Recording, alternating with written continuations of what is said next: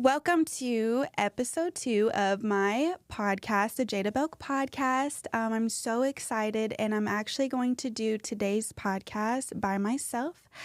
I'm a little nervous, but I'm really, really excited, and I felt as though it's necessary and needed that I do this episode by myself because I want to explain what my podcast is about. And I had the revelation that the podcast is going to be about womanhood, growing into your womanhood. And I needed that guidance and I needed that help. And just even seeing the comments under episode 1 where certain people were saying, well, why didn't you learn this before you got into a marriage? Why didn't you know these things before you were married? And because I didn't have women around me that were leading me, or even men around that were leading me, I just kind of was going with the flow and I was lost. And when I got married, my husband did help guide me so much into my womanhood. And we're going to talk about that today. It's going to be the main conversation for this episode, which is another reason why I need to do it by myself.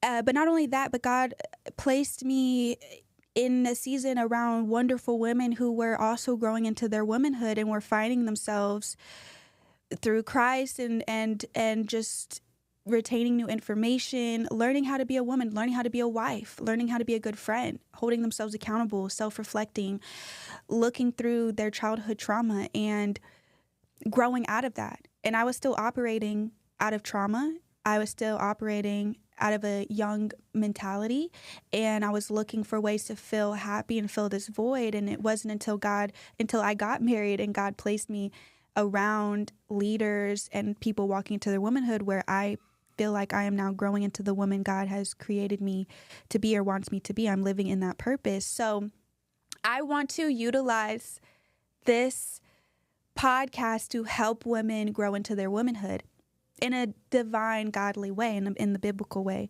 So that is what this podcast is going to be about.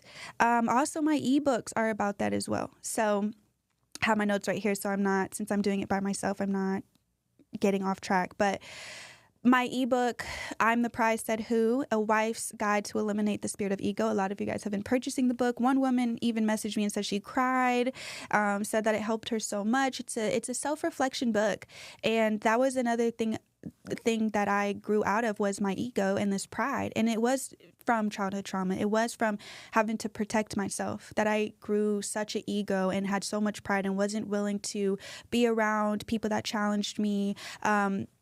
Even dated men, which I'll talk about later, who were more on my level and not challenging me spiritually. So we're going to get into all of that.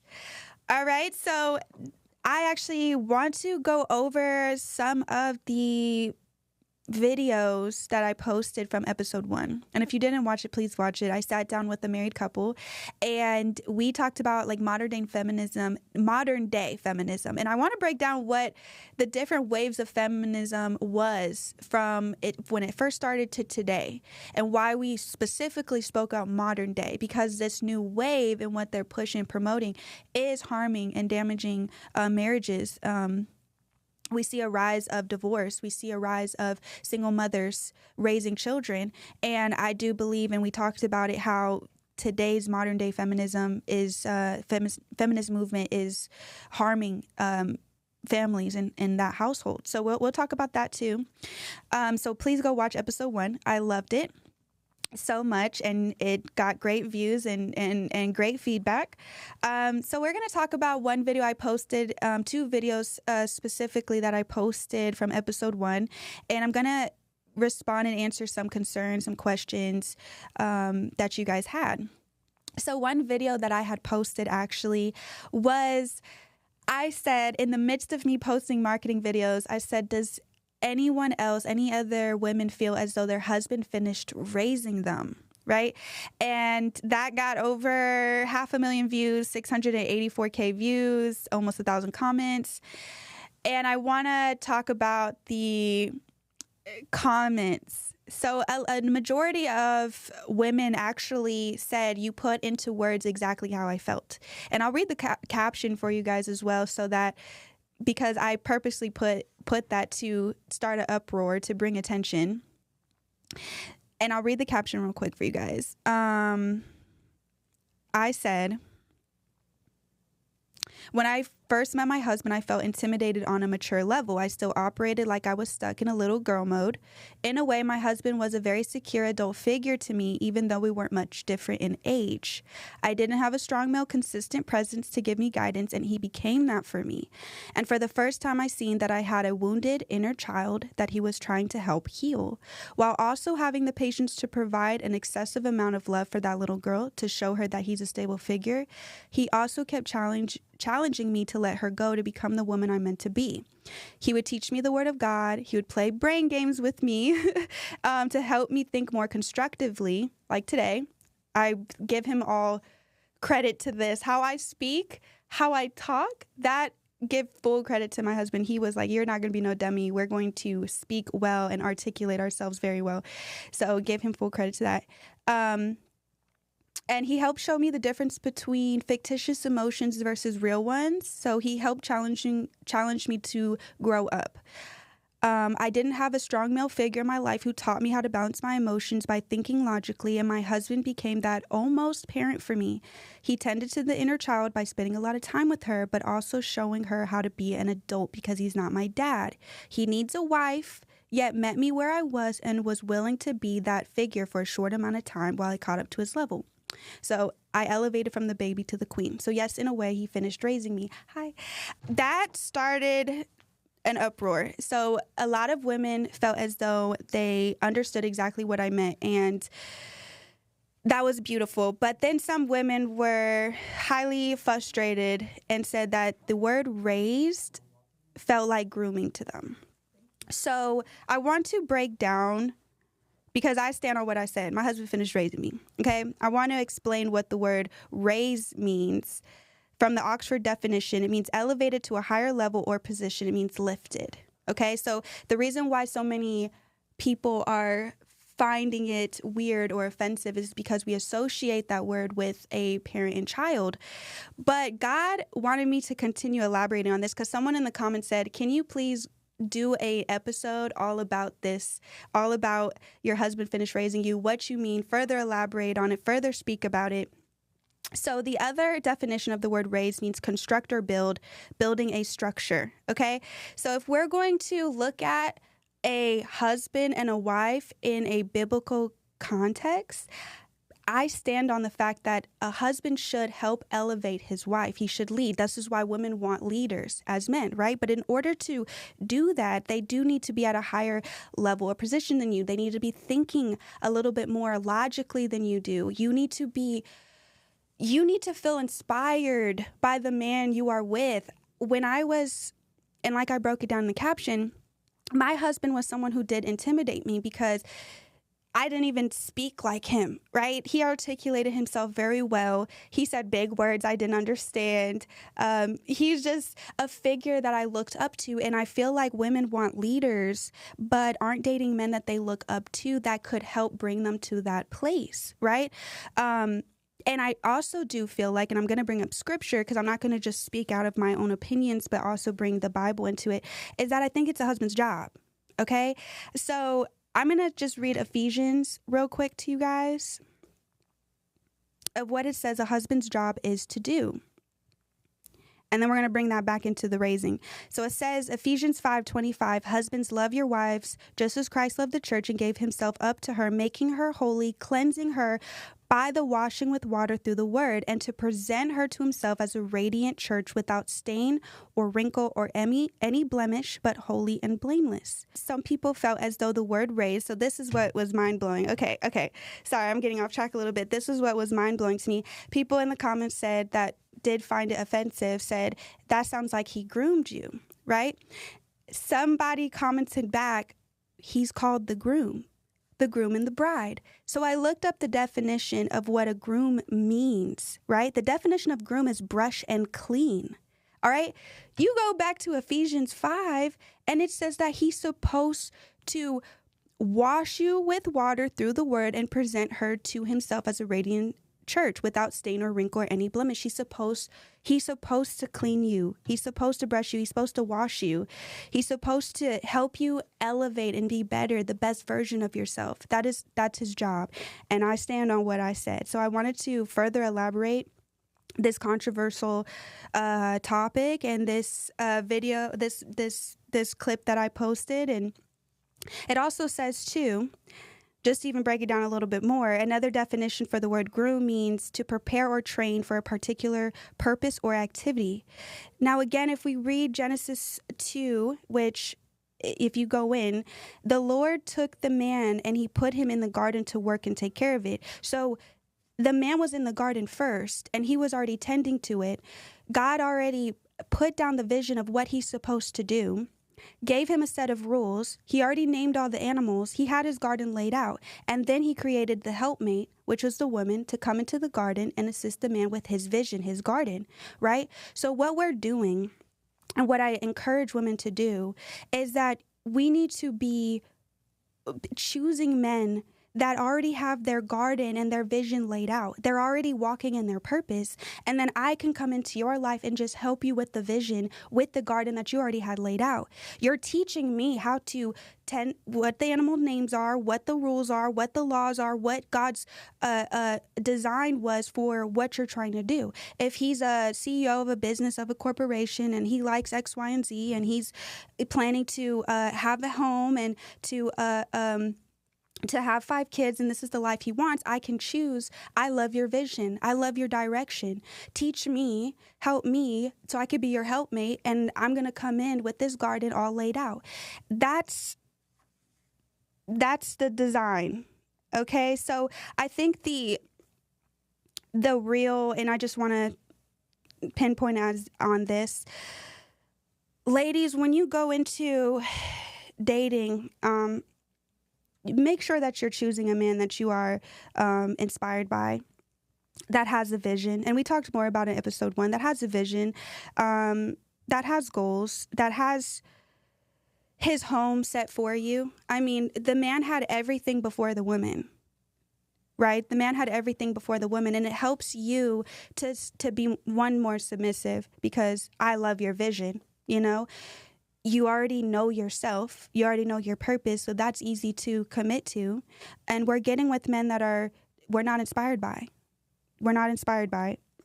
That are either on our level and we outgrow them. That's the majority of reasons why women file for divorce, is that they feel like, you know, their needs aren't met. They're outgrowing out of love with this man. But the fact that my husband does think in a way more, in a way that I'm inspired by constantly, that he's always constantly teaching me, I'm not out of love. I don't fall out of love. I'm more inspired. And he's always elevating and growing, which helps me to continue walking behind him and following him. So I just wanted to talk on that. So that is what I had to say about that comment, those comments, and just breaking that down a little bit more. The second clip that I posted was I posted a video of me coming to this revelation that serving my husband is serving myself because he's like my right arm. One thing that I learned in my season of separation is that to serve my husband is literally serving myself because he's like my right arm. Ooh, so if I don't take care of him, I'm not taking care of myself. And I would watch again episode 1 to see the whole context of that. But there was a comment by a man, and I want to address it. Because it's fair. That question, that concern was fair. But I need to elaborate my thoughts and my opinions. So he said,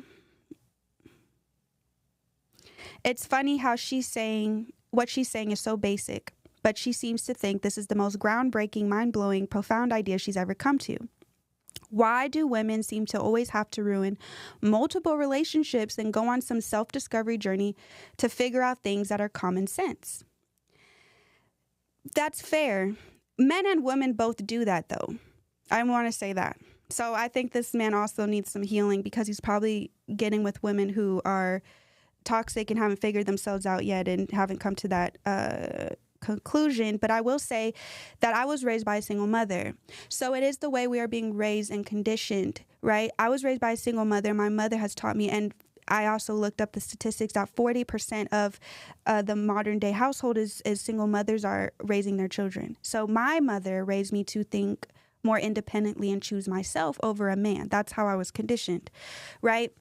Which a majority of, especially if that mother had no help in the household by the man and she's bitter and angry that she didn't get that support, she's going to raise up her daughters to think, hey, you need to get yourself together and do not let a man come in your space. That's how I thought. That's how I was raised to think. A lot of men are raised to be selfless and self-sacrifice a lot. So more men, I do think and believe, have come to this idea that they have to provide and protect for their women and their family. But a lot of women are being trained up to believe that we are independent without a man and we don't need any man and we shouldn't prioritize them because they could come in and abuse you. And so I had all these fears. I had all these fears implemented in me when I got married.